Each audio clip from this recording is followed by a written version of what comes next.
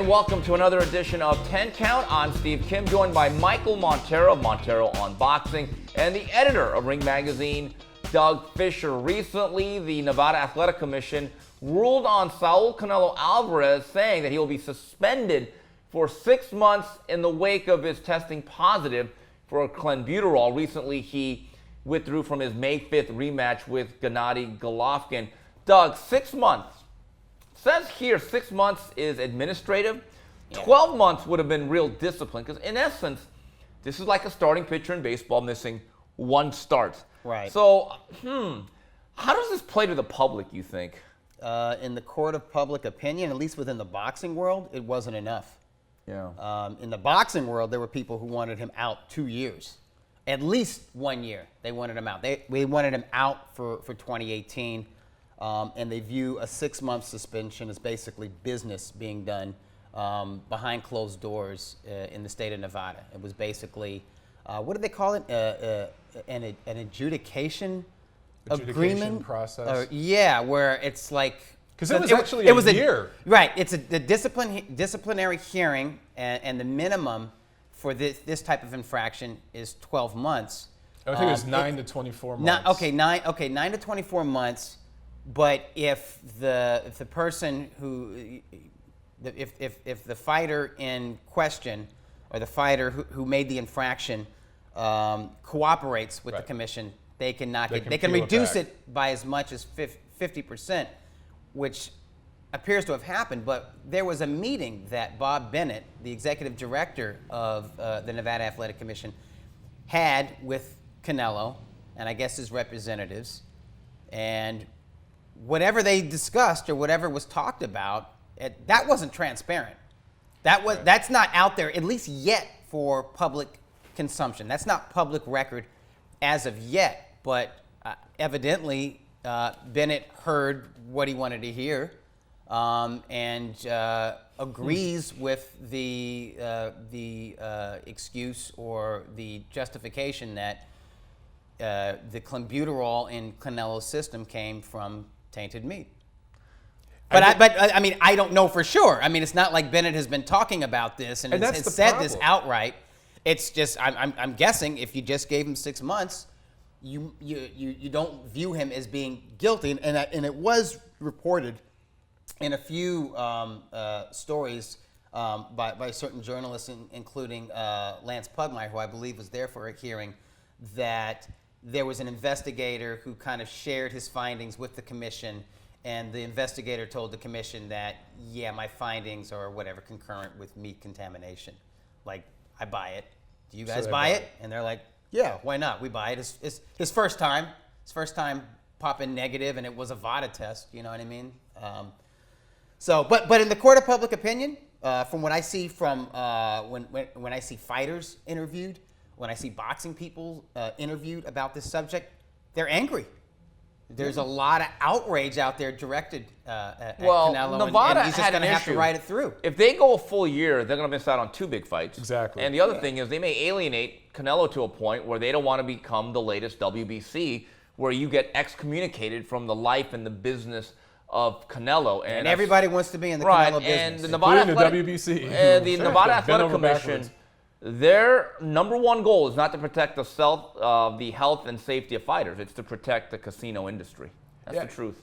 Going back to the optics and the way this looks from a PR perspective, I still can't get a straight answer if mandatory testing will continue. Now, as far as I understand it, the VADA testing has stopped. That the testing that Canelo and Golovkin signed up for that particular promotion. Of course, Golovkin's still doing it because he's moving forward.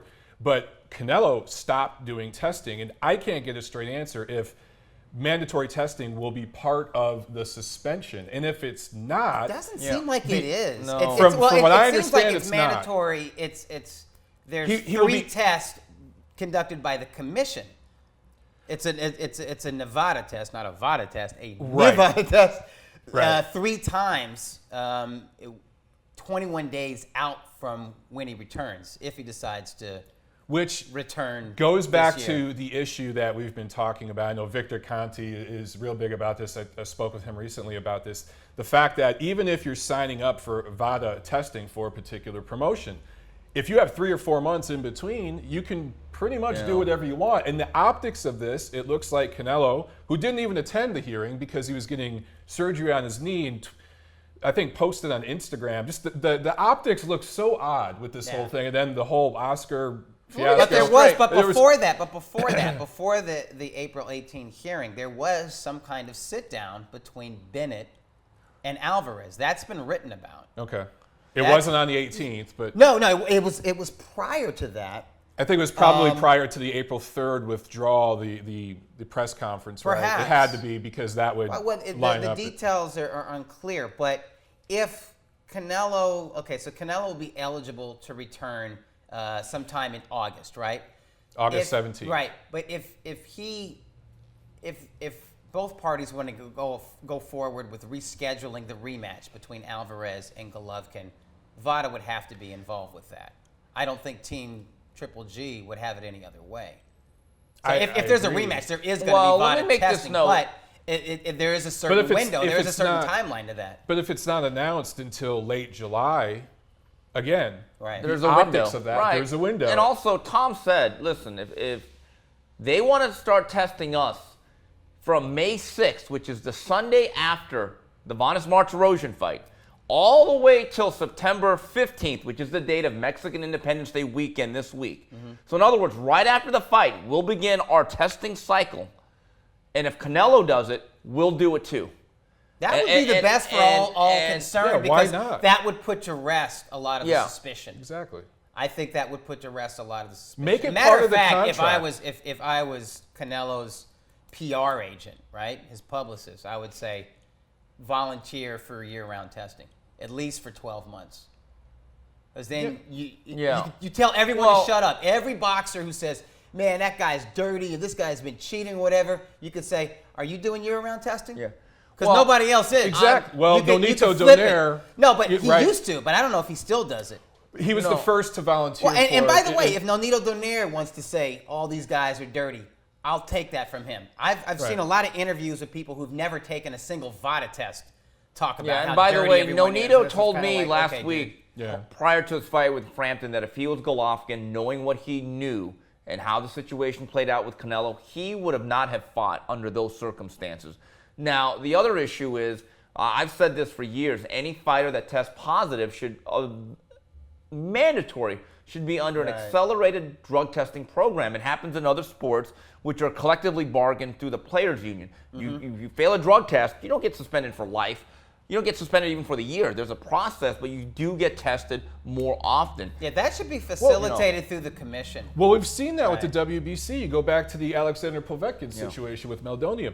He was on a probationary testing, I think, for a year. We saw it with Lucas Brown. Why isn't the WBC doing that with Canelo Alvarez? And I have to say, Mauricio Suleiman, who, I'm not his favorite person right now on Twitter, but it was maybe a week or so after the Canelo Clenbuterol news broke, he was making public statements. Oh, he can't be guilty. He's innocent. He's clean. We stand by him.